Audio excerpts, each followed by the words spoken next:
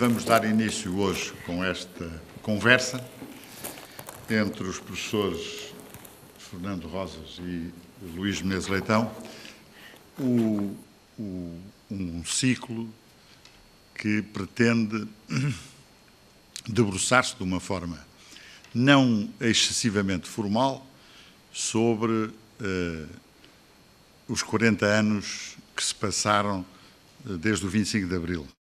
De qualquer maneira, eu achava que a conversa sobre o 25 de Abril talvez fosse necessário começar por contar algumas histórias de como era. Acho que só se compreenderá bem qual foi a evolução, quais foram os avanços e recuos, as acelerações e as travagens.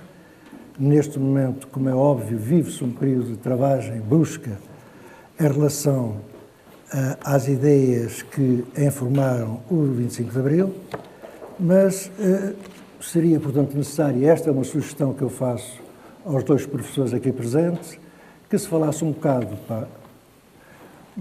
da situação de que partimos, como é que eram as coisas antes do 25 de Abril, e mesmo o professor Menezes Leitão, que ainda era relativamente jovem quando o 25 de Abril aconteceu, tem informação a esse respeito.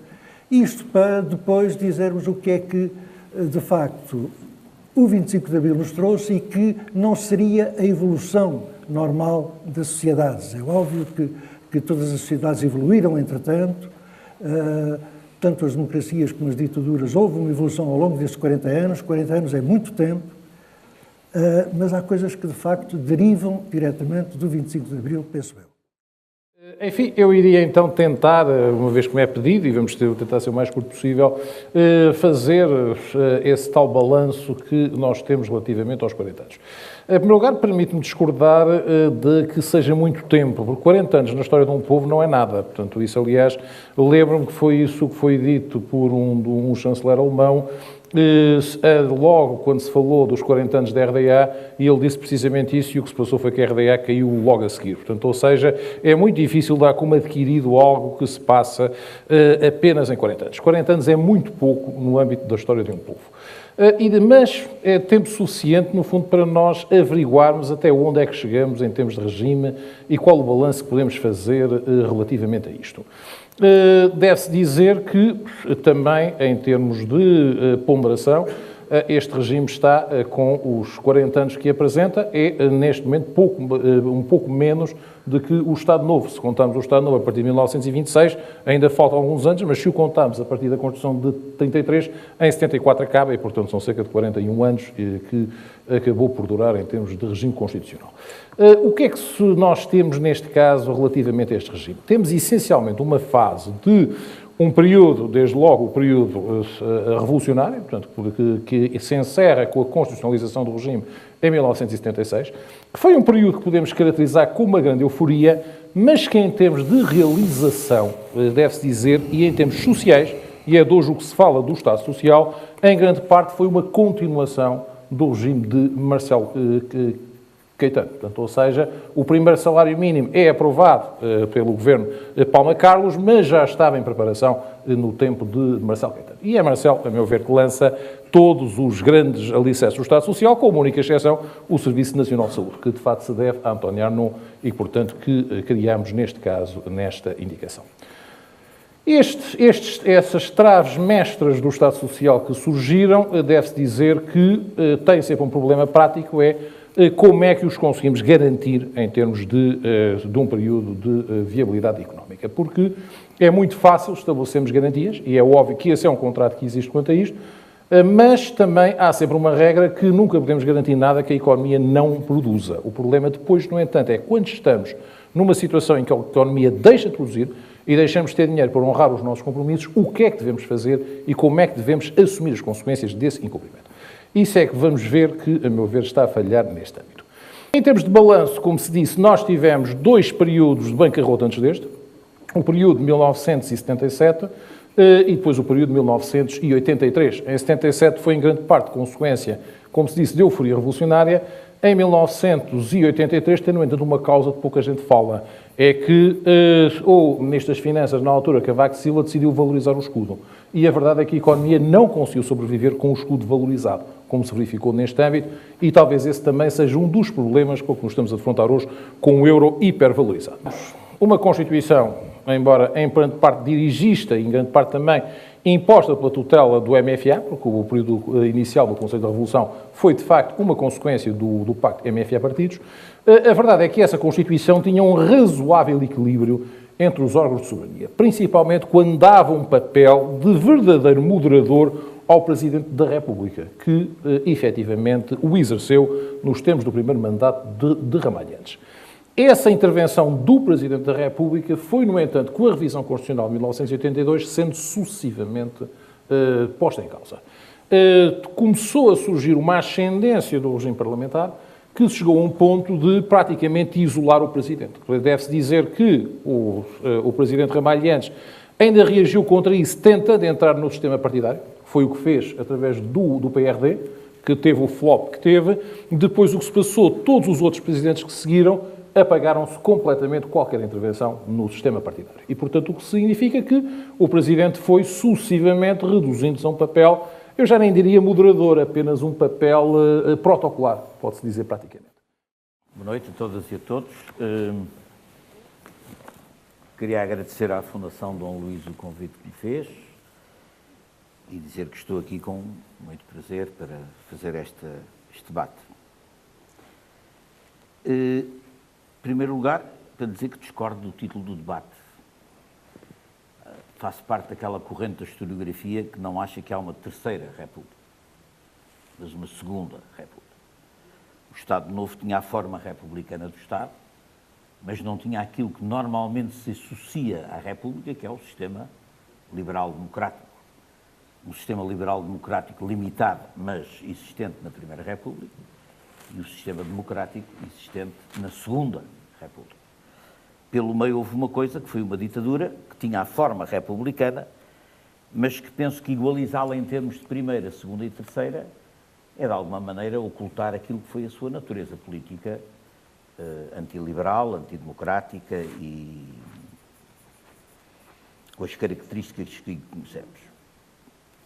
Segunda observação que gostava de fazer, correspondendo à solicitação do Dr. Teles, era dizer que uma diferença imediata desta reunião com o antes do 25 de Abril é que nós não o poderíamos estar aqui a fazer.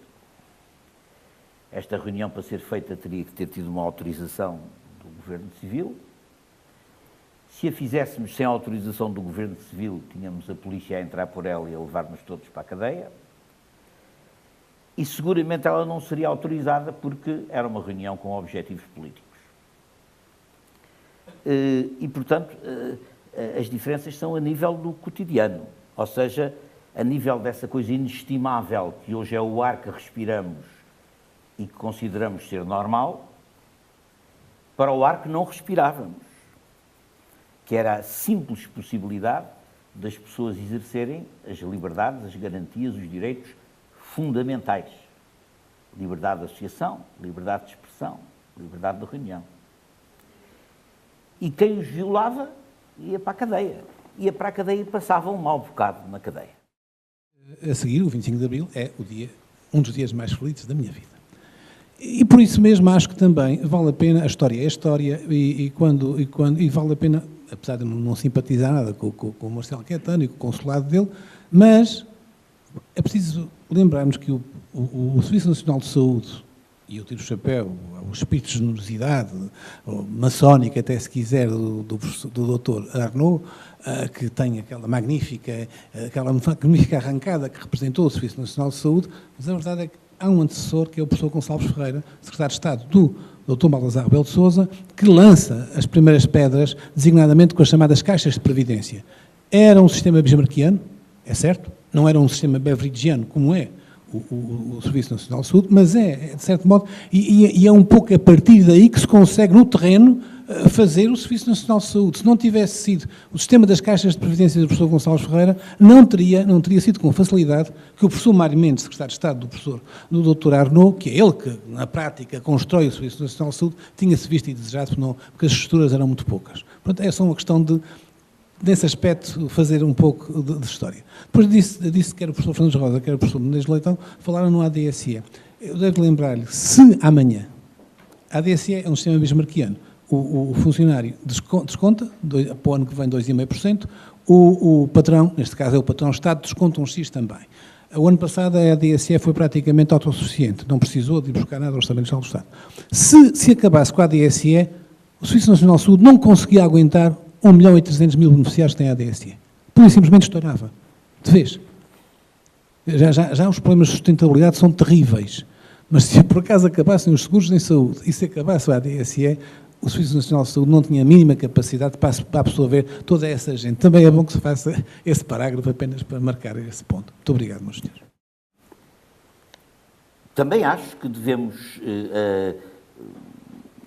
estes debates têm interesse em, não deixando, portanto, perceber de onde vimos, até para estabelecer a diferença, até para não chamarmos a tudo República, não é?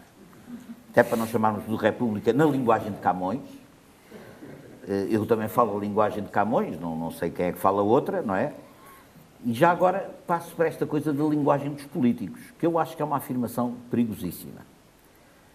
Porque nós, na situação atual, não estamos a combater os políticos. Estamos a combater políticas erradas. E há políticas erradas e há políticas certas. E há políticos desonestos e há políticos sérios. E toda e qualquer solução que vamos encontrar que se discute em democracia para sair desta situação é política. É política. E quem vos disser que tem uma solução não política para esta situação está-vos a mentir, porque está a disfarçar a política que está por trás dessa solução. Foi assim que o Salazar foi para Ministro das Finanças, como técnico financeiro, apolítico, especialista em finanças, não tinha nada a ver com política. Só se percebeu que ele tinha alguma coisa a ver com política quando ele ficou lá, ao todo, quase 38 anos. Eu sou historiador, o meu trabalho é esse, e não há nada mais arrepiante para um cidadão dos dias de hoje do que ler a imprensa das vésperas do 28 de maio de 1926. Porque é exatamente a mesma conversa sobre a política, os políticos, etc. E o que deu esse ambiente de condenação geral da política e dos políticos foi que foram entregar ao poder aos políticos e à política que fingia que não era nem política nem políticos. E que tinha as baionetas por trás e que tinha a ditadura militar por trás. O discurso da extrema-direita xenófoba que está aí a emergir na Europa é contra a política e os políticos. E o que é? Ou qual é a alternativa à política e os políticos? Qual é? Qual é a alternativa? Qual é? Quer dizer, se este sistema político, se neste sistema político democrático, pluralista, há entraves à democracia, há crise de representatividade, só há uma solução. É criar soluções que aumentem a representatividade e a democracia. Porque, felizmente, ainda temos liberdade de associação e liberdade de expressão, senão nem sequer estávamos aqui. Eu acho que isto não são fatalidades do destino. Acho que isto são desafios. Desafios que se colocam à democracia e à sociedade. Quer dizer, vamos deixar isto abaixo porque não há possibilidade? Há possibilidade e há alternativas. Fáceis? Não, difíceis. Muito difíceis. Muito difíceis. Agora,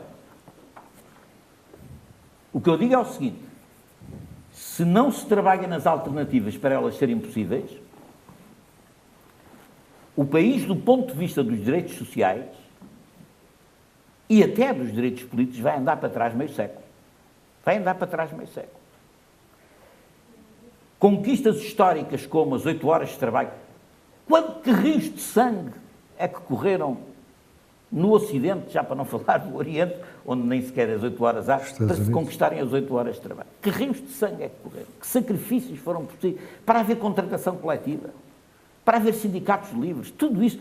Mas é isso que são os fundamentos mesmo da nossa civilização moderna, ocidental, do ponto de vista dos direitos sociais, que está a ser posto em causa por esta estratégia neoliberal de ataque à crise.